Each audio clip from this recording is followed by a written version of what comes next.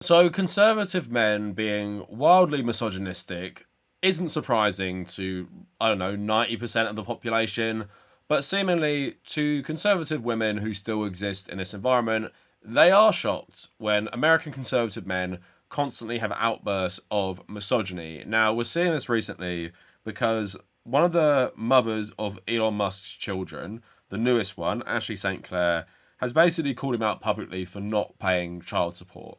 And this is something Elon Musk has actually done previously. He did it with his children that he had with Grimes. And I think she even used like the private jet tracker to try and hunt him down to try and get him to pay this child support, right? So this guy's like a deadbeat dad.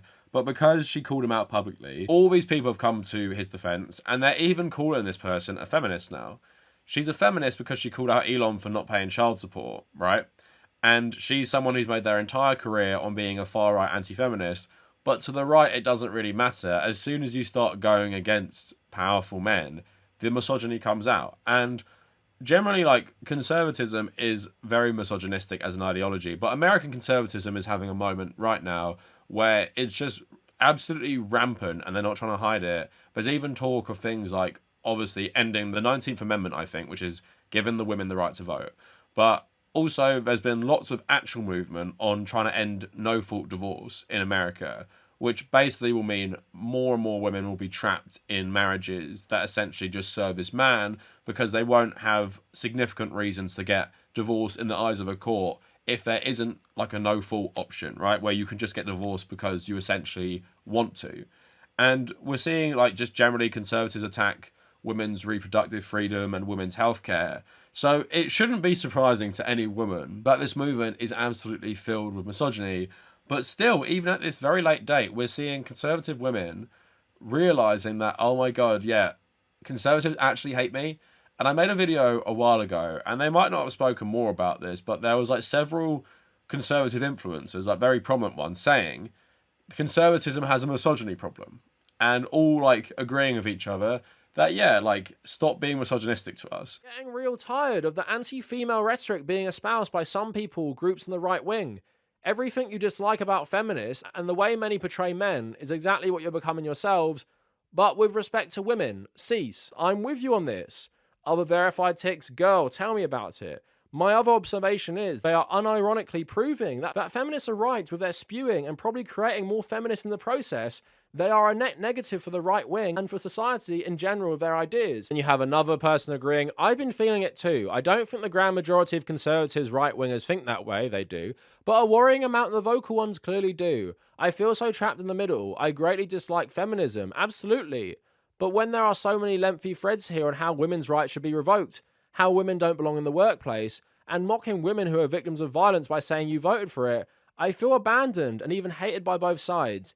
Is this how libertarians feel? But again, even from a self-preservation angle, even if you believe like most of these conservatives believe, they're never going to accept you if you're not a straight man, and normally a straight white man as well.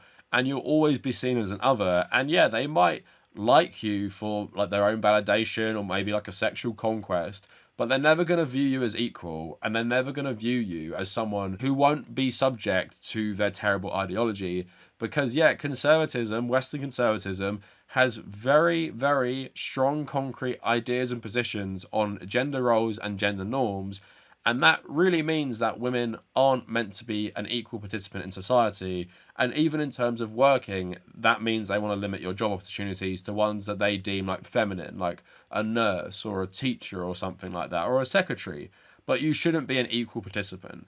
So I just wanted to look at this today in regard to the Elon stuff, and then just look at some conservative women almost getting it, but still not realizing how their harmful ideology on things like trans rights is really keeping them a slave to an ideology that fundamentally hates them. So all of that coming up for you today, and follow me on social media at the Kavernacle on Blue Sky and on Instagram. And if you want to support my work, please check out the YouTube memberships and check out my Patreon page. You guys probably know this. Elon Musk had another kid with a conservative influencer half his age called Ashley St. Clair, and she has basically been calling him out since she revealed that she had his child. I think because of pressure from like the tabloid media knowing that she had his child and then giving this big interview, he's pretty much just denied it since, and he doesn't speak to her. He keeps like engaging in hate campaigns against it on Twitter. This guy is just like so pathetic, even though she can provide the receipts of them like knowing each other, and it's pretty obvious this guy is the dad. But she called him out recently, and I just want to play you the video before getting into the reaction. I'm selling it because I need to make up for the 60% cut that Elon made to our son's child support. Why do you think that he did that? That's a great question for him. You feel like he was sort of like vindictive against you in some way? Yeah, that's his modus operandi when women speak out. When was the last time that you spoke to him or tried to speak to him? February 13th? But he's just not responding to you at all? And how would you characterize sort of the way that he's going about even You can check the stocks. I'm not the only one who's speaking up after his message. So yeah, she sold her Tesla and talked to the press about it, so trying to get Elon's attention through that means. But basically what happened is this started a conservative dogpile, obviously talking about Tesla's stock being bad as well, so you know Elon gets sensitive about this stuff. But Laura Loomer wrote on Twitter in response to this, gold digger and professional gaslighter Ashley St. Clair was caught on camera outside her Manhattan condo paid for by her sugar daddy Elon, selling a $100,000 Tesla that she said was gifted to her by Musk during their romantic relationship. She said she's selling it to make up for his alleged cuts in child support, and she took a jab at Elon. Ashley, as I reported, has hired anti-Trump lawyers to sue Musk, and he was ordered by the court to take a paternity test. And Elon replying saying, I don't know if the child is mine or not, but am not against finding out. No court order is needed. Despite not knowing for sure, I've given Ashley $2.5 million and I'm sending her $500K a year.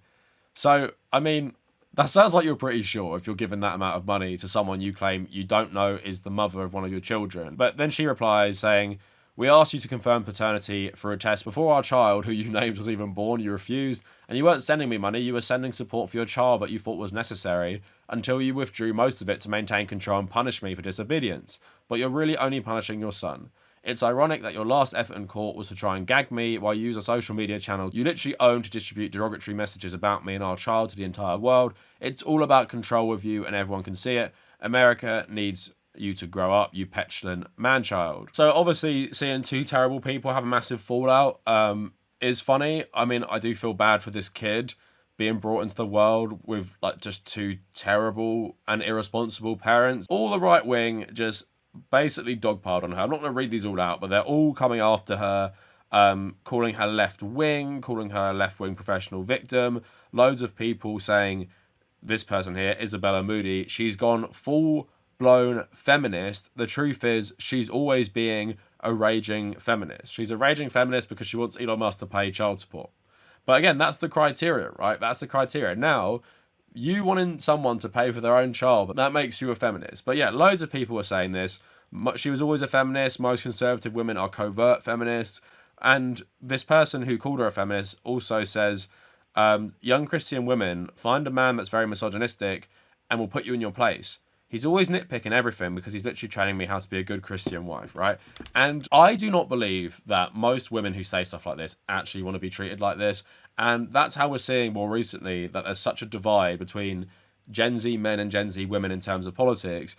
Even if you might agree on the social stuff, like generally, or the conservative politics, when it comes down to you as an individual, you're not going to put up with someone who treats you like shit. And we've talked about that with like right-wing dating sites, conservative dating sites. Yet most women, regardless of political ideology, might stay clear of a conservative man because he's very likely to not see you as equal and be more likely to treat you like shit.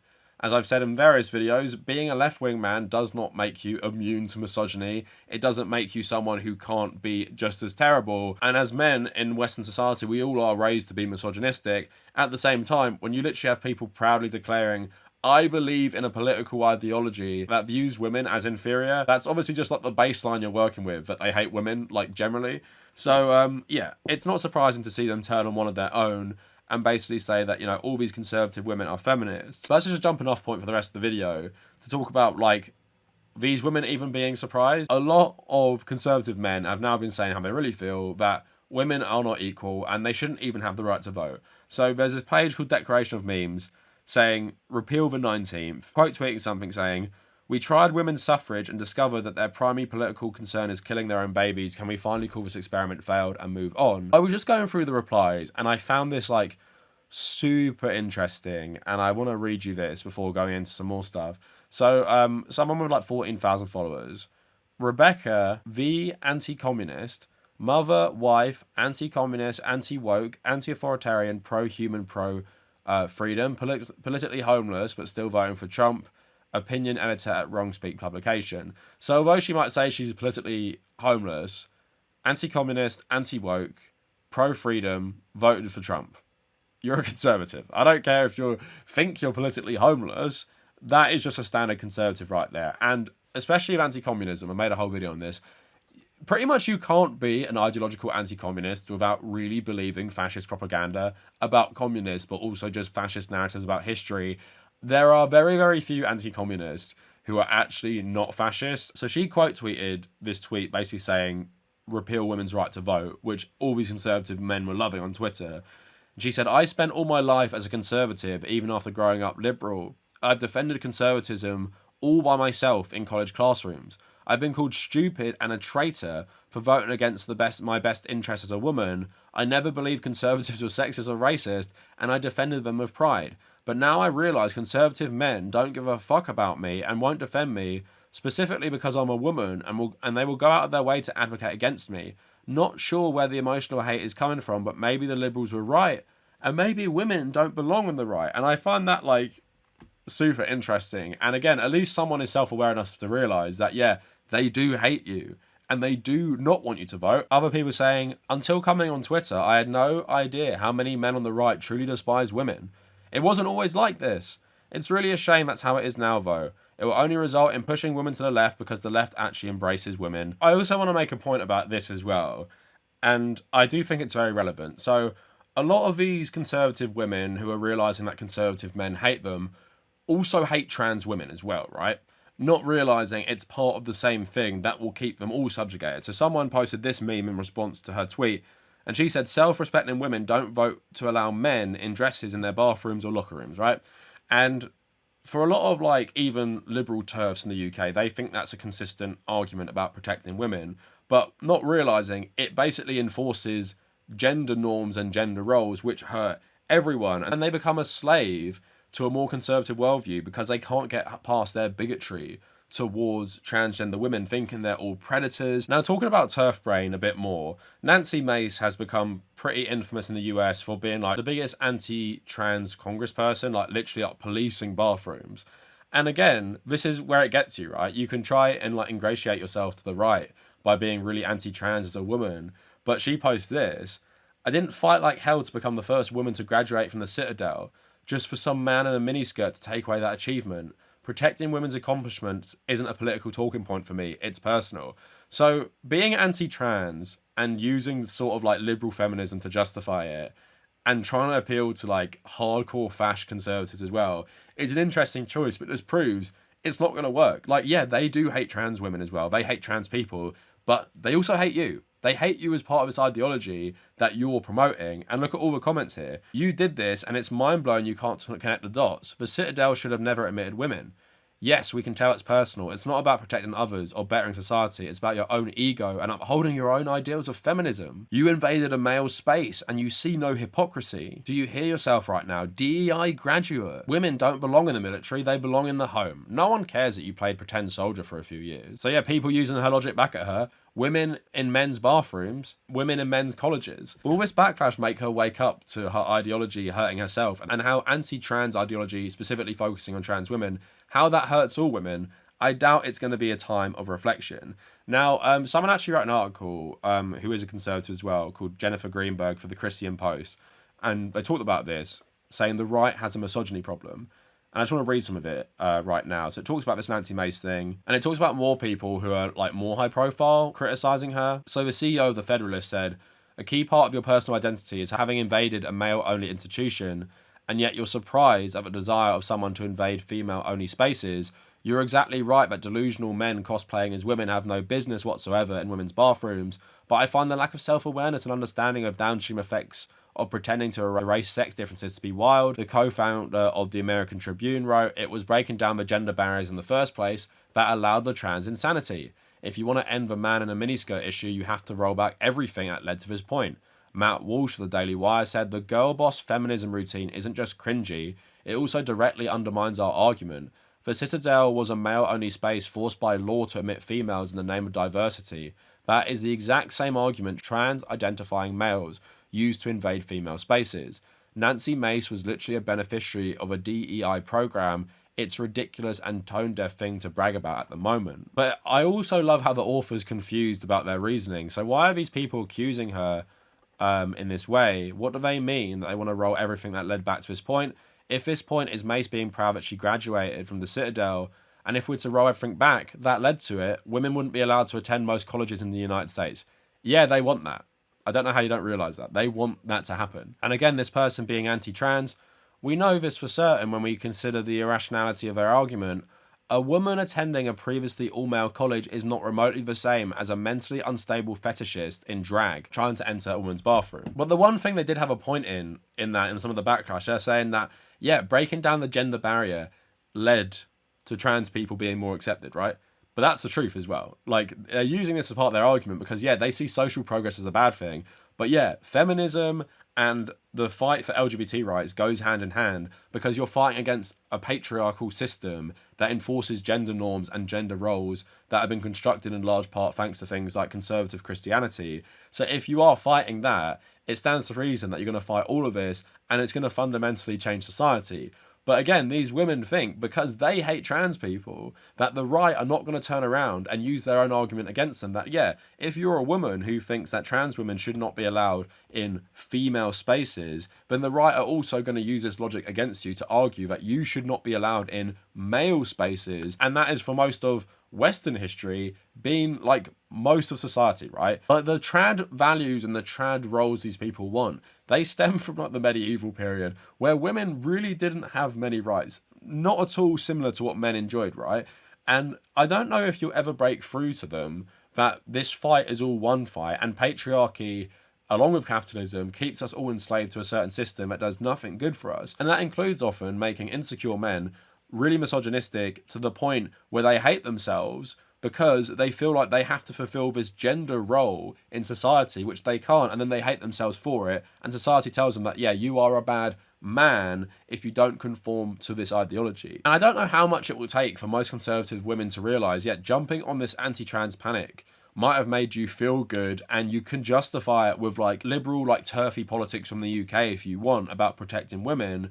But conservative men don't give a shit about any of that. You see this with disputes between J.K. Rowling and Matt Walsh. They don't want to protect women, right? If you are making an anti-trans argument from the point of view of feminism, of we need women's rights and to protect females from men and men are all scary and dangerous, most conservative men are not going to agree with that argument. They're just going to say, no, you're just a crybaby feminist who wants to demonize all men, and we also just hate trans people generally as well, want them to go away from society entirely. So as we see Republicans increasingly trying to roll back women's rights across America and just general fascist movements trying to attack women's rights across the Western world, you just hope a lot of them realize that at the very least, the focus on trans people is a cultural distraction to rob them of your rights, and you'd hope along that path they'll also realize loads of these arguments they're going to use against trans women, they'll use it against all women. You're just furthering this fascism that's going to come back and get you as well. And, you know, this person did seem to realise that conservatives hate women, but they're still a slave to a more conservative views because they hate trans people. And sadly, that is, like, nothing new and obviously to be expected by a lot of these types. But that is it for the video. Let me know what you guys think in the comments. And if you made it this far, thank you for watching.